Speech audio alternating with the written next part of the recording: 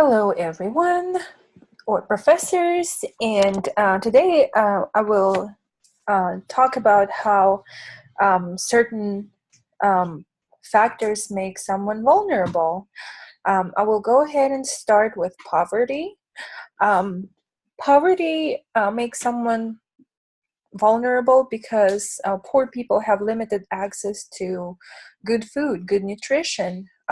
They also have limited access to healthcare, as well as education, housing. In terms of education, it's well known that in poor neighborhoods, schools are not as good as the ones in the good neighborhoods. Also, poverty makes someone more susceptible to be a victim of a crime. There's a lot of crime in poor neighborhoods. So that's how poverty makes someone vulnerable. Next, we will talk about life in rural settings. People who live in rural settings, they also have limited access to healthcare resources, as well as education and community resources. For instance, here in San Diego, say uh, City Heights, they have a lot of community resources for poor people. However, those who live far away, such as Alpine, the closest hospital for them is Sharp Grossman, which is quite a few miles away. So, and if people want to use community clinics or community resources, they have to come down to San Diego, which is a far drive, and not everybody can do that. So living in rural settings can also be attributed to poverty, because people who live in rural settings, they can't afford to live in the city, because the real estate and rent is cheaper in rural settings. Now, migrant health makes someone more vulnerable due to many factors, including language barrier, cultural differences, health insurance status, and immigration status. Um, so here in San Diego, we see a lot of people who came from Mexico, and if they don't have insurance, and they're here illegally, the only time they'll go to the emergency, to get a health care, is in the emergency room. That's where all the care actually happens. So all those factors make patients more vulnerable. Now, violence. Violence and poverty kind of go hand in hand.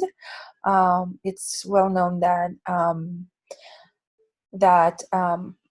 violence occurs in poor neighborhoods. So poverty, crime and safety, and poor health literacy, as well as trust issues. So those people who are members of a gang, for instance, they might have trust issues with healthcare workers. Now, addiction makes someone vulnerable because addicts have poor health literacy. Also, stigma. People sometimes don't want to go to the doctor because they don't want to be looked down at. Also, health insurance status, poor social support, employment status, risky behaviors, and all those things make addicts more vulnerable. Now, addiction goes hand in hand with infectious diseases. Because of those risky behaviors,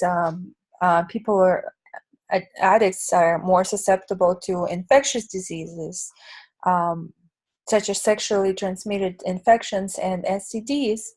But infectious diseases make people more vulnerable because of the stigma, limited access to health insurance, low health literacy, and substance abuse. That's when I was talking about addiction. Also, infectious disease goes hand in hand with homelessness.